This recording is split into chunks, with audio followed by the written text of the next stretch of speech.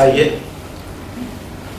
میں عمر سالم سگاف گروپ برداشت کی جانب سے آج ایک ایسی محفل میں ہم بیٹھے ہیں جہاں پر بستی کے دو مائع ناز ڈاکٹرز، بلکہ ان پہ ناز بھی کرنا چاہیے، ڈاکٹر افتخار احمد اور ڈاکٹر فضل احمد، ہمیں فخر ہے کہ یہ ہمارے گروپ کے دو ممبر ہیں۔ آج ہم ان سے کچھ باتیں کریں گے، اور ہم نے یہ سنا ہے ڈاکٹر فضل احمد بولے تو باتوں سے پھول جھڑتے ہیں، یہ بات ہے تو چلو آج ان سے بات کر کے دیکھتے ہیں۔ آئیے ڈاکٹر فضل سے ہم آپ کو ان کی اپنی زندگی کے بارے میں سننا چاہتے ہیں، تاکہ گروپ برداشت میں، یہ گروپ برداشت ہمارا ایک فیملی گروپ ہے، تو ہمارے بچے، ہماری فیملی ہر ایک دیکھتی ہے، آج ان سے استفادہ کریں گے، ان سے بات کر کے۔ چلیے ہم ڈاکٹر فضل سے آپ کا استقبال کرتے ہیں برداشت گروپ میں۔ ڈاکٹر فضل صاحب، آج ہم آپ کے مکان واقع بارکس میں، میں سب سے پہلا سوال کیا، آپ کے والدین تو ماشاءاللہ بارکس کے ہر شخص کی معروفیت ہے، آپ کی پیدائش، آپ کی ابتدائی تعلیم اور آپ کا جو بچپن گزرا اس بستی میں آپ سے جاننا چاہتا ہوں۔ السلام علیکم ورحمۃ اللہ وبرکاتہ۔ سب سے پہلے برداشت گروپ کے سبھی احباب کی خدمت میں میری طرف سے حیدرآبادی آداب، اور یہ جو آج ایک محفل جمی ہے، ایک ملاقات کا پروگرام بنا ہے، یہ ایک ایسی محفل ہے جس میں ہم آج نجی گفتگو کرتے ہیں۔ ایکچولی میری فیلڈ کے حساب سے جو ہمارے میڈیکلی یا اور بھی ہمارے جو دوسرے ایکٹیویٹیز ہوتے تھے، اس کے کئی انٹرویوز ہوتے رہے، انٹرویوز دینے بیٹھنے کا موقع ملا تھا، لیکن آج جو موقع ملا ہے یہ ہمارا انٹرویو نہیں ہے، یہ ہماری بات چیت ہے، کیونکہ ہم اپنے گھر میں بیٹھے ہوئے ہیں اور گھر والوں کے ساتھ بات ہو رہی ہے، اس لیے یہاں کوئی فارملٹی نہیں ہے، اور ہم اس کو اس وجہ سے انٹرویو نہیں کرتے ہیں کہ یہ ہمارے گھر میں جب ہم کیا ہو رہا ہے، یہ ایک دو نہیں 40-45 سال کے بعد جب ملے ہیں تو وہاں کوئی انٹرویو نہیں ہوتا، وہاں ساری دعائیں دل کی بڑا سے نکلتی ہے، بالکل صحیح ہے، اور پوری بات چیت ہوتی ہے وہاں پر۔ تو یہ دن کتنے زبردست طریقے سے گزر گئے، کتنے آسانی کے ساتھ گزر گئے، اور اس کے باوجود اتنے زمانہ گزر جانے کے باوجود بھی یہ اللہ تعالیٰ کا بڑا کرم ہے کہ ہم لوگوں کو اگر ملایا ہے تو صحت اور تندرستی کی حالت میں، اچھی حالتوں میں، خوشی کے ساتھ پھر ایک بار ملنے بیٹھنے کا موقع ملا ہے، تو یہ اللہ تعالیٰ کا بڑا کرم ہے، شکر ہے۔ اسی لیے میں برداشت کے جب سبھی لوگ اس کو دیکھ رہے ہیں تو ظاہر ہے پرانی باتیں، پرانی یادیں، یہ سب چیزیں ہو سکتی ہے، آئیں گی۔ تو جیسا کہ آپ ابھی عمر بھائی پوچھے تھے، پہلا ان کا کوشچن تھا کہ یعنی پیدائش سے، آپ کی پیدائش ڈاکٹر صاحب؟ تو سب سے پہلی چیز تو یہ کہ الحمدللہ ہم پیدائش بارکس میں ہماری پیدائش ہوئی، ماشاءاللہ۔ اس کے بعد میں پھر بارکس کی ایک اسکول تھا، نظام بوائے اسٹان، پہلا ایک اسکول بنا تھا، اس اسکول میں ہماری ابتدائی تعلیم ہوئی، اور اس سے پہلے جو کہنا چاہیے الف ب قرآن، وہ ہمارے گھر کے بازو شب دینیات تھا، اور ہماری پوری ابتدائی تعلیم، دینی تعلیم شب دینیات میں ہوئی، وہیں پر قرآن پڑھے، اور ہم اس میں نظام دینی معلومات حاصل کیے، نظام بائسٹان کے اسکول میں جانے لگے۔ بعد میں ہمارے والدین بولے کہ بچوں کو اگر آگے بڑھانا ہے صحیح معنوں میں، چونکہ آپ کے والدین ڈاکٹر تھے، والدین بھی ڈاکٹر ہے، اور ان کا یہ احساس تھا کہ کسی بھی شخص کو جب آگے ہم لوگ اسی وقت ماہر ہو سکتے ہیں जब हम अपनी मादरी जबान में तालीम हासिल करें। बिल्कुल सही। तो बारकस में एक ही उर्दू मीडियम स्कूल था, गवर्नमेंट स्कूल, हमको वहाँ पर दाखिला दिला दिया। उस स्कूल में हम गवर्नमेंट स्कूल में दाखिला लिए। उर्दू मीडियम स्कूल से हमारी पूरी इब्तदाई तालीम हुई जी। साले बासले मोहम्मद साहब, अब्दुल्ला बाकिन साहब उस वक्त से हमारे अल्हम्दुलिल्लाह असातिज़ा हुआ करते थे। उसके बाद में बारकस के उस उर्दू मीडियम स्कूल से ही हमारी मैट्रिक तक तालीम हुई जी। और उस स्कूल में जी जो हम कह सकते हैं सबसे जो एक यादगार चीज थी जी। हमारे बहुत बड़े तमाम साथियों का जो ग्रुप था जिसमें काबिल जिक्र जिला हमारे बरदार ग्रुप के सदर साहब जी और हमारे अब्दुर्रहमान गर्बशी साहब जी, याया नासिर कुरैशी साहब, अब्दुल्ला बिन लतीफ साहब, हमारे टीएम खान साहब जी, अब्दुल कादर सगाफ भी थे हमारे साथ माशाल्लाह के साथ जी, ग्रुप में जी वो भी थे, यूनुस थे और मोहम्मद यूसुफ जी इन सब के साथ हमारे साथ का भी एक क्लासमेट्स का ग्रुप उमर रजवान जी शेख रुस्तम बावजीर ये पूरे मजहर बाबर के नाम से लोग थे, महमूद बेनदरा जी और तफीउद्दीन सिराज, ये पूरे एक ग्रुप बन गया था, अयूब खान और सभी जी। लोग। फिर खास बात ये कि फारूक इफ्तिखार जी और अफसर हुसैन जी, फारूक यानी उमर अली जुबैरी जो आज हमारी महफिल में हमारे साथ हैं। इनको जो है हम जब भी देखते थे हमारे घर में ही रहते थे। क्या बात है, घर में रहना क्या और बात है। खासतौर से शेख हुसैन को भी जी। ये लोगों का एक जोड़ी थी, जब देखो घर में ही रहना, घर में ही खेलना, घर में ही जी खेलना। और हम जिला को देखते जाते थे, इनकी पेंटिंग्स, जी, इससे हमारे को जो है इंस्पिरेशन मिलता था। क्या बात है। इनका ड्राइंग को देख के हमको भी शौक आता था कि हम क्यों ड्राइंग नहीं करें, लिहाजा हम भी ड्राइंग करना शुरू करते थे। जी इनको देख देख के हम भी अपना कलम चलाते थे। जी तो ये जो बारकस में एक माहौल बन गया था, इसके बाद में खास बात ये हुई कि लाइफ के साथ साथ सब लोग बिखर गए, सब अपनी अपनी जगह चले गए। जी मैट्रिक के बाद जो हुआ था 10th क्लास में, खास तौर से हमारे बैच में जी मैं अकेला पास हुआ था। तो बाकी कुछ लोगों को रेस्ट टिकट मिल गया था, कुछ लोगों को बाहर का टिकट मिल गया था। जी तो सब लोग चले गए। जी जाने के बाद सब अपने अपने जॉब में उसमें चले गए। जी तो दोस्तों का इतना गहरा खुलूस था, जी। मोहब्बत थी सब। उसके बाद पहली बार जब मैं बस्ती से निकल के अनमोलम कॉलेज में मेरा ग्रेजुएशन हुआ था, जी उस वक्त तो यह था कि रोना आता था, क्यों पास हो गया, अकेला होता था। नहीं होता तो मैं सोचता था मैं भी चले आता था कि क्या की बात। जी तो ऐसे हालात थे।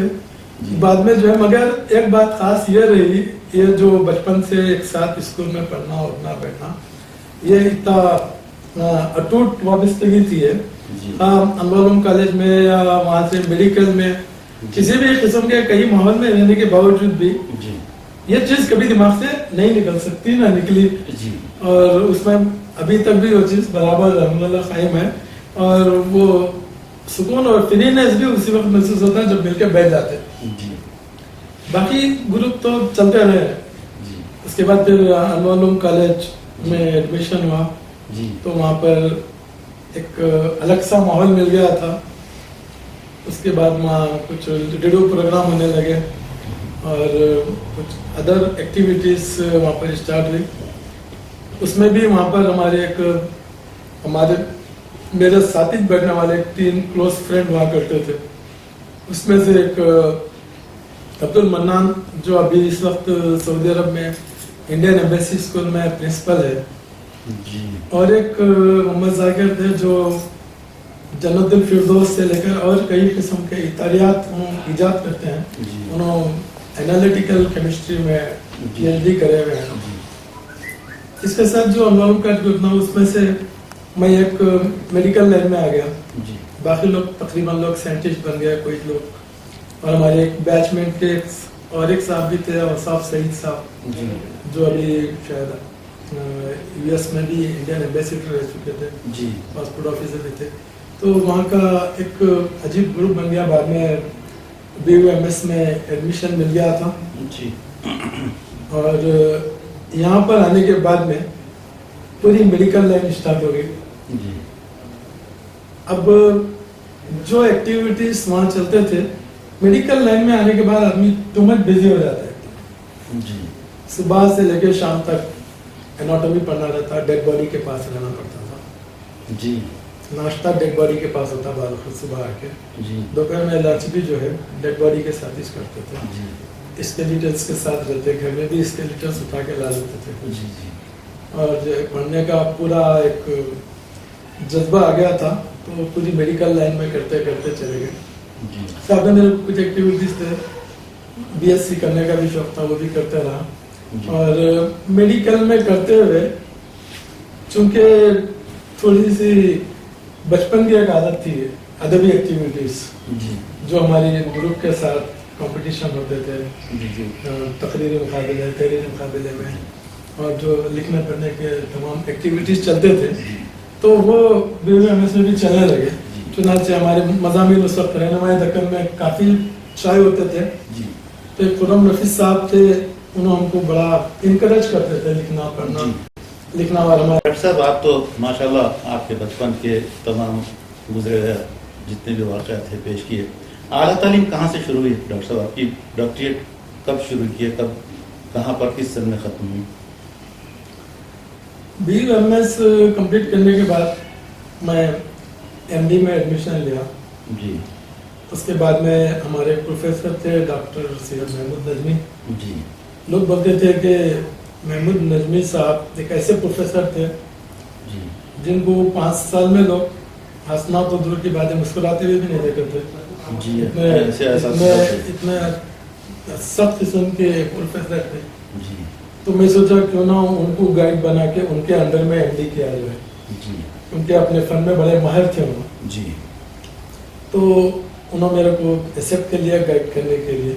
जी तो उनके अंडर में मैं सोरियासिस पर काम शुरू किया। जी तो मेरे को दूसरे तमाम लोग बोल रहे थे सोरियासिस एक ऐसा सब्जेक्ट है मेडिकल का जी जिसमें सारी दुनिया में ये बताया जाता कि इसका no treatment, cast no cast, cast unknown, treatment is no treatment. जी तो नजमी साहब बोलते थे जिस जो चीज ला इलाज है इसके ऊपर काम करना इम्पोर्टेंट है। क्या बात? हाँ, तुम्हारे को MD करने में 10 साल लग जाए थीसिस बनने में, जी मगर काम वही करो जो दुनिया ना करे। जी तो फिर उनकी गाइड पे मैं यानी सोरियासिस पर काम शुरू करा, जी क्योंकि मेरे को घर से गाइड मिलती थी हमारे वालिद साहब की तरफ से। माशा तो अब्बा की तरफ से जो नुस्खेजात जो चीज़ हासिल होती थी जी उससे ये होता था कि जो पेशेंट्स को सोरियासिस में 10 साल से इलाज नहीं होता था उसका ट्रीटमेंट सिर्फ 3 महीने में होने लगा। माशाल्लाह। और जिसको वर्ल्ड में कहा जाता था कि इसका नो ट्रीटमेंट, मेरे पास उसके 100% रिजल्ट आने लगे। जी उसका नतीजा ये हुआ कि एक दफ़ा MD करते वक्त ही एक बहुत बड़ी कॉन्फ्रेंस हो रही थी जिसमें फेलोशिप दी जाती थी। फेलोशिप इंडिया में सिर्फ सिलेक्टेड 300-400 डॉक्टर्स में 1 या 2 को मिल जाती थी। जी तो उस वक्त मैं पढ़ते हुए नजमी साहब से रिक्वेस्ट करके फेलोशिप में हमारा एक थीसिस सबमिट करा था, जी जिसको बोलते हैं फेलोशिप फॉलो, FFIM कहते हैं, जी fellow foundation of integrated medicine. जी तो मज़ा उस वक्त ये आया था, उस वक्त तो मेरे लिए सबसे बड़ा अचीवमेंट भी था लाइफ का। जी जब उस वक्त मकाले जात और रिसर्च पेपर्स सबमिट हुए थे, जी उसमें हमारे 8 प्रोफेसर्स के भी थे, उसमें हमारा भी एक था। जी तो चूंकि हमारे अब्बा के जो नुस्खे थे माशाल्लाह से, और जो पेशेंट्स के ट्रायल्स थे, जो गाइडेंस थी, जी इसका इतना ज़बरदस्त रिजल्ट मिला था। जी पहले अब जो केयर हॉस्पिटल है, पहले होटल भास्कर पैलेस थी, जी वहाँ पर 5 स्टार होटल थी, वहाँ पर एक FFIM की डिग्री के अनाउंसमेंट होने वाले थे। जी तो वो एक तारीखी वाक़या बन गया था। मैं ये देखने के लिए गया था कि हमारे किन प्रोफेसर साहब को फेलोशिप दी जाने वाली है, जी देखने के लिए गया। तो मेरे को सिक्योरिटी वाले पहले रोक दिए थे, जी बड़ी मुश्किलों के साथ गया। तो हाल में आखिरी रो में, बिल्कुल लास्ट रो में सीट्स नहीं थे, کھڑے کے دیکھنا پڑا پروگرام. میں دیکھ رہا تھا کہ وہ پروگرام پہ آج کس کو فیلوشپ آنے والی ہے اور یہ کیا چیز آنے والی ہے. جی. اس وقت سیکورٹی والے نے بڑی مشکل سے ٹھہرنے کا موقع دیے تھے. وہاں مزہ یہ آیا, اناؤنسمنٹ ہوا کہ فرسٹ 10 ڈاکٹرس کے ہم نام لیتے ہیں جن کو آگے کی 5th رو میں بیٹھنا ہے. تو اس میں حیرت ہوئی, میرا نام لیا گیا 10th میں, تو میرے کو لے جا کے پہلی 5ویں رو میں بٹھا دیا. میں سوچا جو سیکورٹی والا اترا بھی تھا انہیں لے جا کے مجھے سامنے کی طرف 5ویں رو میں بٹھا دیا تھا. تو اس کے بعد میں اب بازو میں ہمارے پروفیسر وغیرہ تھے, سب تھے. میں بڑا حیرت ہو رہا تھا کیا بولیں گے ہمارے پروفیسرس کہ ان لوگوں کے نام نہیں آئے. ڈاکٹر منان صاحب تھے, واگرے صاحب تھے, پورے 400 بڑے بڑے ڈاکٹرس تھے. پرتاپ سی ریڈی جو اپولو کے چیئرمین ہیں ڈیسک پہ بیٹھے ہوئے تھے. بعد میں یہ ہوا کہ پھر ایک تھوڑی دیر کے بعد پھر ایک اناؤنسمنٹ ہوا کہ اونلی ٹاپ 3 ڈاکٹرس کو ہم نام لے رہے ہیں, ان کو سامنے کی فرسٹ رو میں آ کے بیٹھنا ہے. اس کے بعد میں پھر ماشاءاللہ سے میرا نام لیے, پھر ہم کو لے جا کے پہلی رو میں بٹھا دیے. ہمارا کچھ بھی پریپریشن نہیں تھا ان سب چیزوں کا. پہلی رو میں بٹھا دیے. اس کے بعد میں پھر جب فیلوشپ کے لیے نام پکارا گیا تو اس کے بعد میں وہ طریقہ ہوتا وہاں, ایک 3 ڈاکٹرس ایک گمن لے کر آتے اور اس کی ایک اسپیشل کیپ رہتی ہے, وہ کیپ کو پہنایا جاتا.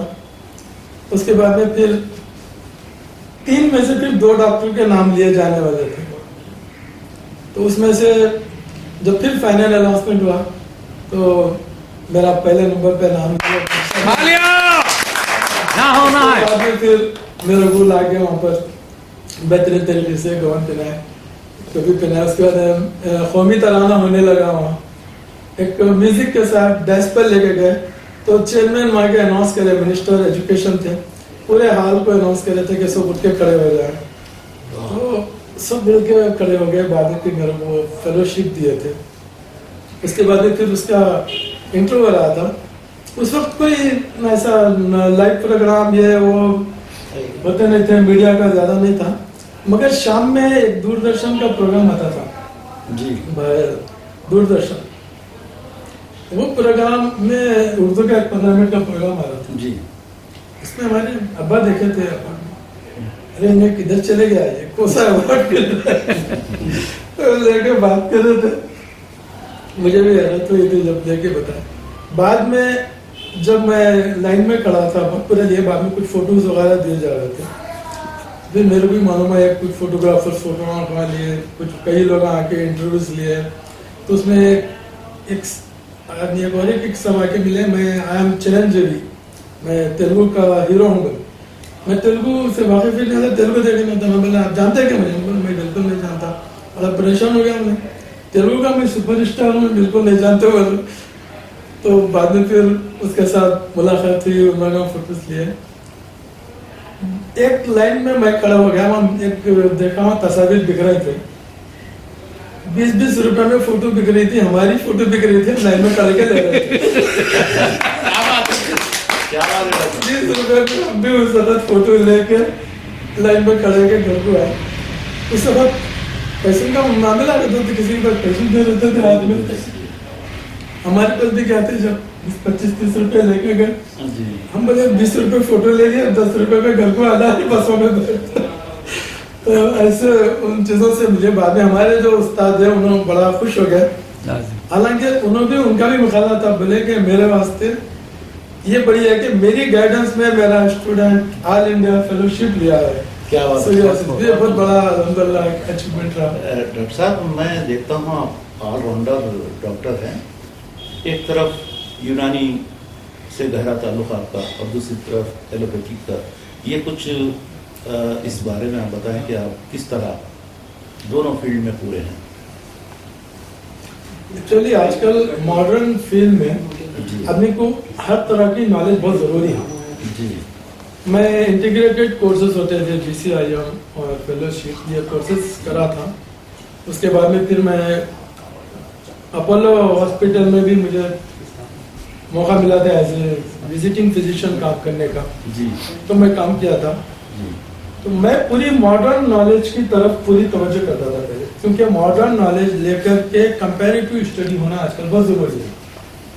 تو ہمارے پاس جو پیشنٹس آتے ہیں وہ کئی ڈاکٹرس کے فائلس لے کے آتے تھے. تو جب تک ہم ایلوپیتھک کے اور پوری ماڈرن نالج نہیں رکھیں گے اور پورے انویسٹیگیشن سے واقف نہیں ہوں گے تب تک ہم جج نہیں کر سکتے کہ اس کے لیے کیا ٹریٹمنٹ کریں. تو بیسیکلی میں چاہتا ہوں یونانی میڈیسن کی طرف، اس وجہ سے کہ اس کے اندر کوئی سائڈ افیکٹس نہیں ہے، اس کا کوئی ریئیکشن نہیں ہے اور یہ سیف میڈیسن ہے. باقی تمام میں سائڈ افیکٹ بہت زیادہ ہوتے ہیں، اسی لیے میں کمپیریٹیو اسٹڈی کرنے کے لیے ایلوپیتھک کے پورے کورسز تمام چیزیں کرا. لیکن میرے کو معلوم یہ ہوتا کہ وہ ٹریٹمنٹ اگر میں کرا تو اس میں علاج صرف وقتی ہوتا اور پرماننٹلی نہیں ہوتا. اس کی ایک چھوٹی سی مثال دیتا ہوں میں کہ جب پین ہوتا ہے آدمی کو، درد ہوتا ہے، تو پین ہوتا ہے تو پین کو میں بولتا ہوں یہ گاڈ گفٹ ہے، اللہ کی طرف سے عطیہ ہے. پین ہوتا تو آپ ڈاکٹر کے پاس جاتے، اگر پین نہیں ہوتا تو نہیں جاتے. تو یہ پین کیا چیز ہے؟ پین الارم ہے. تو اگر آپ الارم لگائے اور الارم کو بند کر دیا تو الارم کا مقصد نہیں ہوا، الارم آپ کا ٹائم ہے. تو پین ہوتا تو کسی وجہ سے ہوتا، اندر کوئی بیماری ہوتی، اس بیماری کی وجہ سے پین ہوتا. تو ایلوپیتھک میں یا ماڈرن ٹیکنالوجی میں کیا کرتے ہیں، پین ہوتی پین بند کر دیتے ہیں، پین کلر دے دیتے ہیں، تو پین ختم ہو جاتا، پیشنٹ خوش ہو جاتا. لیکن جو اندر بیماری ہے یا جو پھوڑا ہے، جو چیز ہے، وہ بڑھتے جاتی، ایک دن کینسر کی شکل لیتی یا کوئی بھی شکل بڑی ہو جاتی.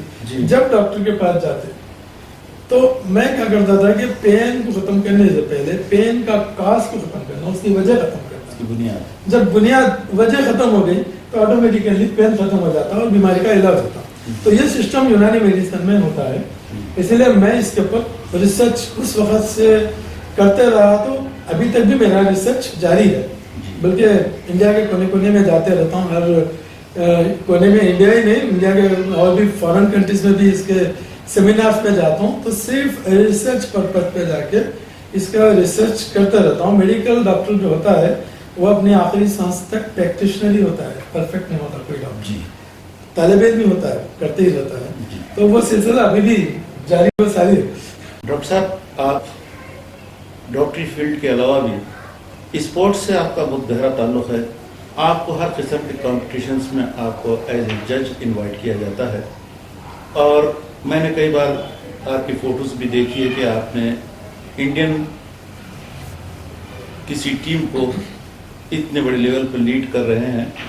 تو سب سے آگے آپ یہ اور کتنے آپ کو ایسے فیلڈ میں شامل ہو کے جو اچیومنٹ آپ کو ملا ہے آج تک، اس کے بارے میں کچھ بتائیے. میں نے کئی فیلڈ میں دیکھا، آپ کو بیوٹی کانٹیسٹ میں آپ کو جج بنایا جاتا ہے. آپ کے ہزاروں شاگرد ہیں جو آپ کے لیکچر کو سننے کے لیے بے چین رہتے ہیں، ہندوستان بلکہ ہندوستان کے باہر بھی، اور ہر جگہ آپ کو جج بنایا جاتا ہے. اللہ کرے آپ کو اور عزت سے نوازے رب العزت. ہم اس بارے میں جاننا چاہتے ہیں کہ کتنی فیلڈ میں، اور آپ کا یہ اچیومنٹ جو ہے اس کے پیچھے اس کا کیا راز ہے؟ میں تھوڑا محسوس کرتا ہوں کہ آدمی کی ملٹی ایکٹیویٹیز ہونا چاہیے. میں بھی بہت لائک کرتا ہوں کہ آدمی کا ہر فیلڈ سے تعلق رکھنا چاہیے. یہ خود بھی ایک صحت مندی کی علامت ہے. اور جو ہے نا، جب اپنی طرف سے فائدہ پہنچ سکتا ہے سب کو تو پہنچانا چاہیے. اسپورٹس کا تعلق ٹوٹلی ہیلتھ سے ہے. تو موئی تھائی خاص طور سے مارشل آرٹس میں میں وہاں کے جو ٹیم میٹس رہتے تھے ان لوگوں کو کئی ایسے ہنٹس اور نسخے دیتا تھا جس کی وجہ سے جو ہے لگا اس کو استعمال کرنا. اور جو ہے اسپورٹس میں جب رنگ میں اتر گئے تو ماشاءاللہ سے سب پہ چھا جانا. تو اس میں کچھ نسخے یاد ہوتے تھے، گھوڑ پھوڑ تو سنے ہوں گے آپ. اس کے بھی کچھ اس قسم کے تیل نکالا کرتا تھا، اس سے ریلیٹڈ میڈیسن بناتا تھا جو اسپورٹس میں باڈی میں اتنی اس کے اندر اسٹیمنا پیدا کرتے تھے کہ لوگ اس کا مقابلہ کرنا مشکل ہوتا تھا. چنانچہ موئی تھائی کی جو اسٹیٹ لیول تھی، جب تلنگانہ آندھرا مل کے تھا، تو میں Andhra Pradesh state Muay Thai association میں مجھے 3 سال ایسے چیئرمین رہنے کا بھی موقع ملا. تو اس میں تقریباً 400-500 اسٹوڈنٹس جو اسپورٹس مین ایتھلیٹس آتے تھے, ہم لوگ اس کو پروموٹ کرتے تھے. وہاں پر سلیکشن ہوتا تھا, انڈین ٹیم کا سلیکشن. میں سلیکشن ٹیم میں اس وقت رہتا تھا کہ اس کے جو اسپورٹس کا گورنمنٹ میں خاص طور سے کوٹا ہوتا ہے BBS میں اور ہر فیلڈ میں. تو اسپورٹس کے کوٹے میں جب ہم سلیکشن آتی تھی, ٹیم ہو کے آتی تھی, تو میں اس میں سے کئی بچوں کو سلیکٹ کر کے مختلف جابس میں بھی اور کورسز میں بھی بھیجتے جاتا تھا. ڈاکٹر صاحب اکثر بیوٹی کانٹیسٹ میں بھی آپ کو جج بنایا جاتا تھا. بیوٹی کا ایک الگ سے ٹاپک وہ اس وجہ سے کہ بیوٹی میں کیا ہوتا ہے, میرا تعلق ایکچولی میں MD کیا تھا اسکن میں بھی. اسکن میں تو اسکن سے ریلیٹڈ کچھ کمپٹیشن ہوئے تھے, وہ سیمینارز ہوئے تھے. تو اس میں 400-500 بیوٹیشنز بھی آتے تھے. میں ان کو ٹپس دیتا تھا, نیچرل بیوٹی ٹپس کیسے ہونا چاہیے. مینس آپ آج کل جو کاسمیٹکس استعمال کرتے ہیں وہ کاسمیٹکس سب کیمیکلز ہوتے ہیں. اچھا. اور وہ کاسمیٹکس اتنے کیمیکلز ہوتے ہیں, اس کا ایک نہ ایک دن جو رزلٹ ہوتا وہ آپ کی اسکن میں ریشز پیدا کر دیتا ہے, رنکلز پیدا کر دیتا ہے, اور اس کے کنٹینیوشن استعمال سے اسکن کینسر بھی ہو سکتا. تو میں ان بیوٹیشنز کو تھوڑے سے پہلے ہنٹس دیتا تھا کہ اس کے اندر ہم ہیلتھ کانسیپٹ کیا ہونا چاہیے. تو اس کے بعد وہ چیز ہوا چل گئی. تو جب beauty competition and fashion competition ہونے لگا تو میرے کو ایسے جج بلانے لگے. تو اس میں ہوتا یہ تھا کہ بیوٹی کمپٹیشن میں صرف ایک بیوٹی کا جو بہت بڑا مقابلہ ہوتا ہے, جیسا مس انڈیا ہو رہا ہے یا کچھ ہو رہا ہے, تو ایک ہی چیز نہیں دیکھی جاتی کہ صرف خوبصورتی پہ نہیں دیکھتے کہ یہ اس سے مس انڈیا. اس کے لیے کئی 4 ججز ہوتے ہیں. تو ایک جج ہوتے ہیں جو ڈریسنگ کے حساب سے پوائنٹس دیتے ہیں, ان کے موقع کے حساب سے ان کی ڈریسنگ کیسی ہے اس حساب سے پوائنٹس دیتے ہیں. ایک جج جو ہوتے ہیں وہ ان کے لائف ان کا اسٹائل کیسا ہے, چلنے کا, دیکھنے کا, اس اسٹائل سے پوائنٹس دیتے ہیں. ایک جج ہوتے ہیں جو ان کی جنرل خوبصورتی سے تمام چیزیں دیتے ہیں. لیکن میرے کو جو ایسے جج بلایا جاتا تھا وہ ایک فائنل جج رہتے تھے کمپٹیشن. میرا کام ہوتا تھا ان کی ذہانت دیکھنا, ان کی انٹیلیجنس دیکھنا اور ان کو کوشچنس کرنا. تو میں کچھ ایسے کوشچنس کرتا تھا وہاں جس سے انہوں کا جواب دینا. اگر وہ واقعی اس کا صحیح جواب دیا تو میں ان کی انٹیلیجنس کتنے ہیں یہ معلوم کرنا رہتا. تو جب میں وہاں سوال کرتا تھا اس کمپٹیشن میں تو پورا میڈیا اور تو بیوٹی سے ریلیٹڈ ایک کوشچن ہو رہا تھا. کمپٹیشن میں ہر ایک کو پوچھنا ہوتا اور یہ دیکھنا ہوتا کہ ان کے اندر کتنی ذہانت ہے, اور یہ جواب دیتے وقت گھبرا جاتے یا ان کے اندر کتنا نروسنس آتا, اس کو دیکھ کر کے پوائنٹس دیے جاتے تھے. اسی لیے میں بھی ایک کمپٹیٹر سے جو ہوتی ہے اس میں ایسے ایک سوال کیا تھا میں کہ ایک ہی سینٹینس میں آپ کو بولنا ہے what is beauty. What is beauty. تو ایک دم تھوڑی دیر کے لیے سرپرائز ہو جاتے ہیں. بیوٹی ایک ایسا تصور ہے کہ بھئی ہم کئی بیوٹیز ہمارے گھر میں ہوتے, کمپٹیشن میں ہونا ضروری نہیں ہے. ہم کس کو بیوٹی کہہ سکتے ہیں؟ جو گھر میں بیوٹی ہے, باہر بیوٹی ہے, ہر جگہ بیوٹی ہے. تو ان کی نظر میں in your opinion what's beauty can you سے ان ون سینٹینس. تو وہ بیوٹیشین نے بہت اچھا جواب دیا تھا. وہ بھی ایک ڈاکٹر تھی, کمپٹیشن کا شوق تھا. اس نے بھی بہت اچھا جواب دیا تھا کہ thing of beauty is joy for ever. بتائی تھی کہ جس کسی چیز کو بھی دیکھنے کے بعد آپ کو خوشی ملتی ہے وہی خوبصورتی ہے. کیا بات ہے. تو خوبصورتی کچھ ایک چیز نہیں ہے, بس آپ ایک چھوٹے بچے کو دیکھتے ہیں وہ خوبصورتی ہے, ایک کسی چیز کو دیکھتے ہیں, کوئی سین کو دیکھتے ہیں, جیسے جوائے آپ کو خوشی محسوس ہوتی ہے وہی بیوٹی ہے. تو اس طریقے سے کئی قسم کے کوشچنس ہوتے تھے. بعض تو ایسے بھی موقع آتے تھے جب ہم پوچھتے تھے ہو از پریزیڈنٹ آف انڈیا, تو بعض بیوٹیشینس مجھے جواب بھی نہیں دیتے, ایسے بھی آتے تھے وہ لوگ جواب نہیں دیتے تھے. تو دیکھ کے تو پھر اس کے بعد ایک چیز مشہور ہو گئی. جب ہم ایک مرتبہ اڑیسہ گئے تھے تو وہاں پر دیکھ کے حیرت ہو کہ ہمارا بڑا پوسٹر لگا ہوا ہے حیدرآباد سے ڈاکٹر فضل آ رہے ہیں فار جج کے لیے. تو ایسے کمپٹیشن میں, فیشن شو میں آنے لگا تو لوگوں نے دیکھا. اس کے بعد جب فیس بک میں اور کئی جگہ پیپر میں نیوز ہے خود ہمارے یونانی ڈاکٹرز بھی بولتے تھے آپ کو ہم بیوٹی کمپٹیشن میں ایز اے جج دیں گے, فیشن کمپٹیشن میں ایز اے جج دیں گے, اسپورٹس میں دیکھیں یہ کیا چیز ہے. بلا انسان کی ہر جگہ سے ریلیشن ہونا چاہیے, ہر فیلڈ میں. جب تک ہم دیکھیں گے نہیں وہاں پر اپنی مدد کیسے پہنچائیں گے سب چیزوں کے بارے میں. ڈاکٹر صاحب, what is your life achievement? 3 چیزیں ایسی تھی جو بہت بڑا اچیومنٹس تھا اور ایک ایسا بڑا ایک اعزاز ملا تھا. جی سچ تو یہ کہ وہ آج بھی یاد کرتا ہوں تو میں تھوڑا سا سہم جاتا ہوں وہ واقعات دیکھ کر کے. جی سننا چاہیے. اس وقت جو ہے نا واقعی آنسو نکل گئے تھے وہ اچیومنٹ سے. جی ایک دفعہ ورلڈ چیمپئن شپ ہو رہی تھی تھائی لینڈ میں, جی بینکاک میں. جی تقریباً 65 کنٹریز آئے ہوئے تھے جی اس مقابلے میں. جی تو مارچ پاسٹ ہونے والا تھا گراؤنڈ میں, چونکہ اناگریشن میں جی مارچ پاسٹ ہوتا ہے.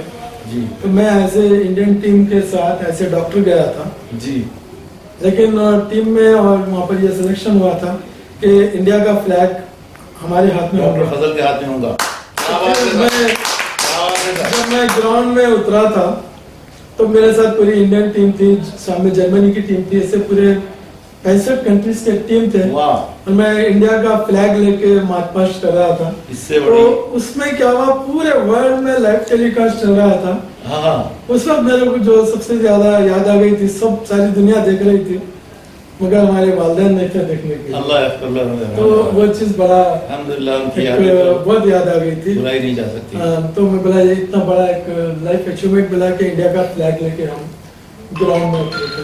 سیکنڈ چیز جو ہوئی تھی جو میں آپ کو سنایا تھا, جی ایک ورلڈ فور انڈیا کی جو سب سے اعلیٰ ترین فیلوشپ مل رہی تھی, جی جبکہ میں ابھی ایم ڈی میں تھیسس کمپلیٹ کر رہا تھا. جی اس وقت وہ فیلوشپ ملی جبکہ ہمارے پروفیسرز بھی اس کے اندر تھے. اور جب نام پکارا گیا تھا انڈیا کے ٹاپ 400 ڈاکٹرز میں, جی تو وہ بھی ایک سمجھ میں نہیں آیا تھا کہ ہم کیا کر سکتے ہیں. جی اور ایک جو سب سے بڑا وہ تھا پروفیسر ڈاکٹر محمود ندوی صاحب, جو اپنی زندگی میں کبھی کسی کی تعریف نہیں کرتے تھے, جی ہر ایک کو تنقید کرتے تھے اور بہت ہی اسٹرکٹ پروفیسر تھے.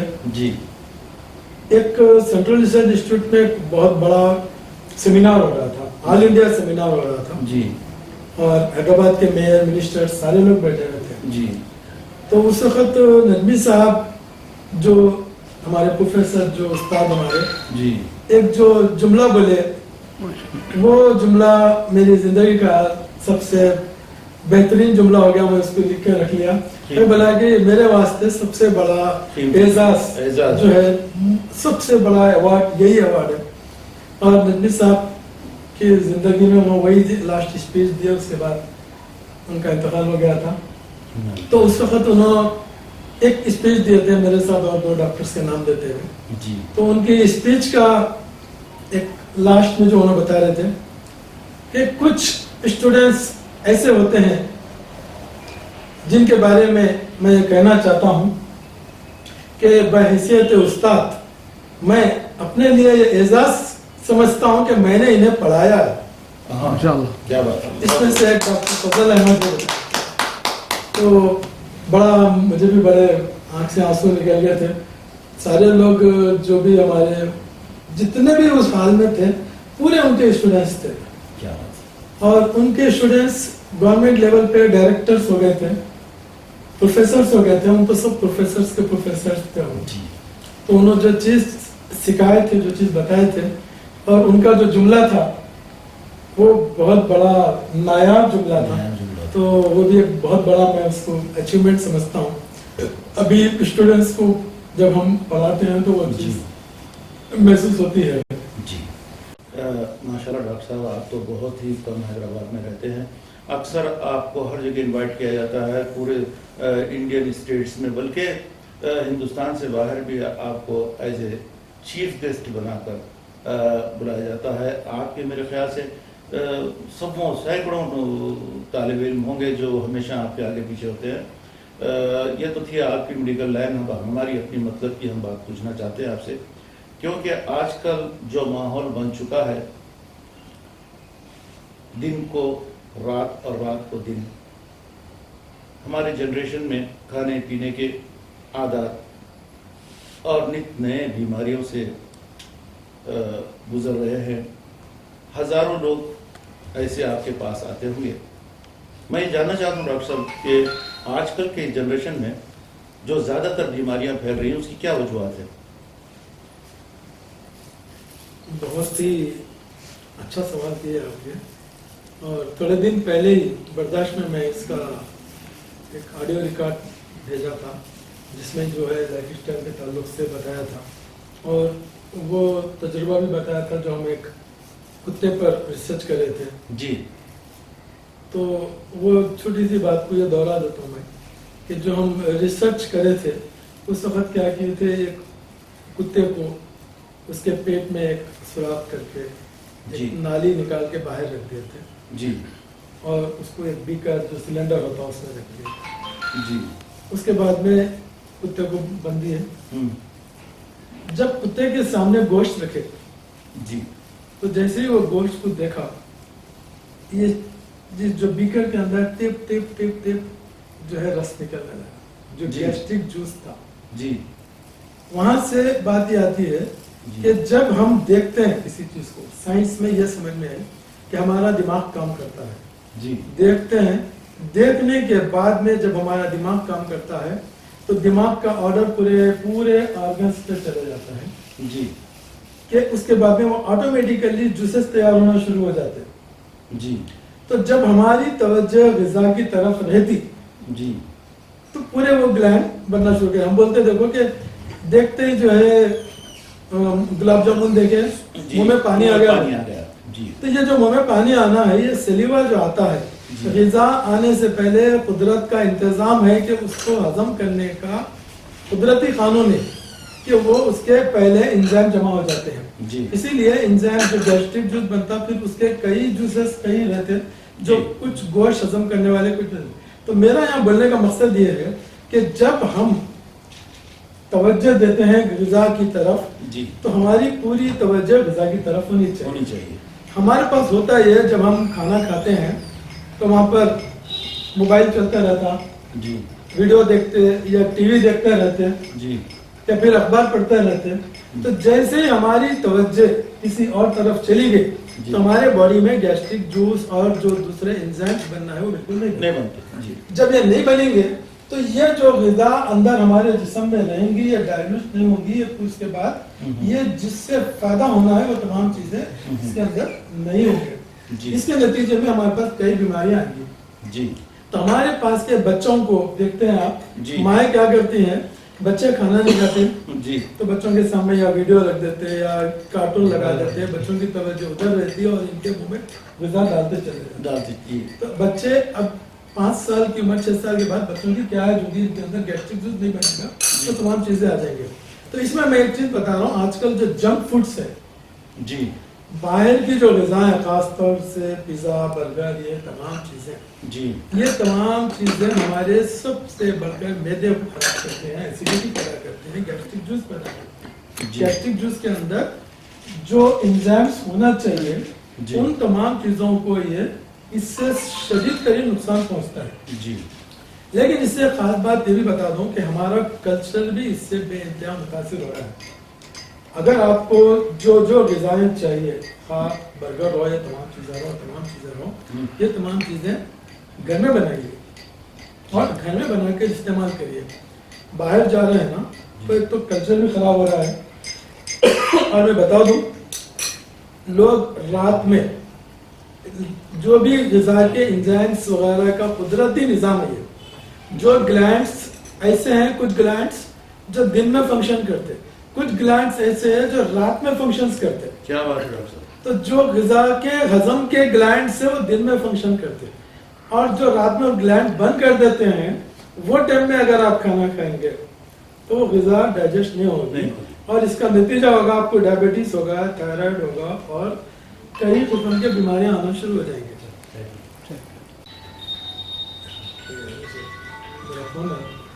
नजीब साहब,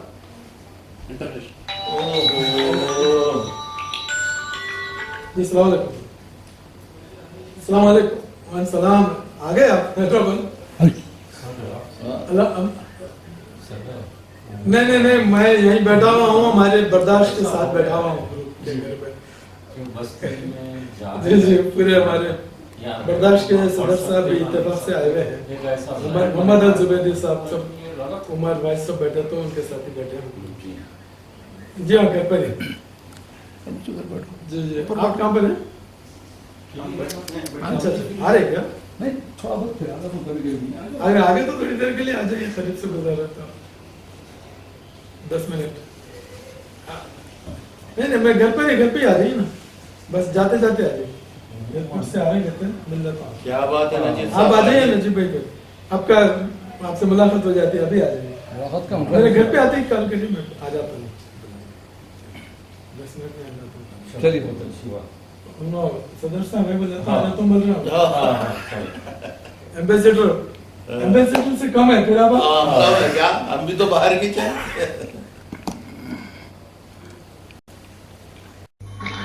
अस्सलाम वालेकुम रहमतुल्लाहि व बरकातुहू।